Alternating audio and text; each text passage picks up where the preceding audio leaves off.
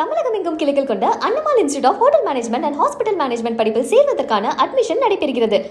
சென்னையை அடுத்த திருநின்றவூரில் விசிக பெண் கவுன்சிலரை கணவன் வெட்டி கொன்ற சம்பவம் பரபரப்பை ஏற்படுத்தியுள்ளது.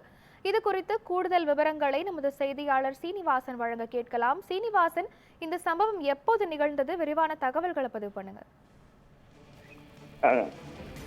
ஆஷா, சென்னை ஆவடி சட்டமன்ற தொகுதிக்கு உட்பட்டதுதான் இந்த திருண்டூர் நகராட்சி. திருண்டூர் நகராட்சியில் 26வது வார்டு கவுன்சிலர் இருப்பதுதான் கோமதி. இவரது கணவர் ஸ்டீபன் ராஜ் இவர் விடுதலை கட்சியில் நகர செயலராக பணிபுரிந்து வருகிறார்.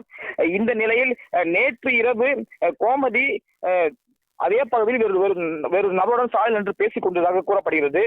இந்த நிலையில் சம்பவ இடத்துக்கு விரைவில் வந்த ஸ்டீபன் ராஜ் மனைவி கோமதியை சரமாரிய கத்தியால் வெட்டி கொலை செய்துள்ளார்.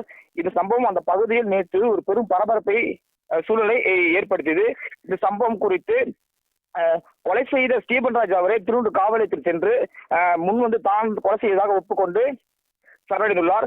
சம்பவம் குறித்து திருவள்ளூர் நகர போலீசார் வழக்கு பதிவு செய்து விசாரணை மேற்கொண்டு வருகின்றனர். இந்த கொலைக்கான காரணம் குறித்து போலீசார் முதல்கட்ட விசாரணை தொடங்கியுள்ளனர். கொலை செய்த ஸ்டீபன் ராஜிடமிருந்து ஒரு கத்தியும் போலீசார் பதிவு செய்துள்ளனர். கொலைக்கான காரணம் குறித்து விசாரணை மேற்கொண்டு வரும்பொழுது ஏற்கனவே கோமதிக்கும் அவர் கணவருக்கும் குடும்ப பிரச்சனை காரணமாக தகராறு ஏற்பட்டுள்ளது. அடிக்கடி இருவரும் சண்டையிடுவதும் அந்த பகுதி மக்கள் கூறுகின்றனர். கொலைக்கான காரணம் குறித்து போலீசார் விசாரணை வரும்போது கோமதி வேறு ஆண் நபருடன் சாலையில் பேசிக் கொண்டதாக கூறப்படுகிறது. அந்த நபர் யார் என்று போலீசார் விசாரணை மேற்கொண்டு வருகின்றனர்.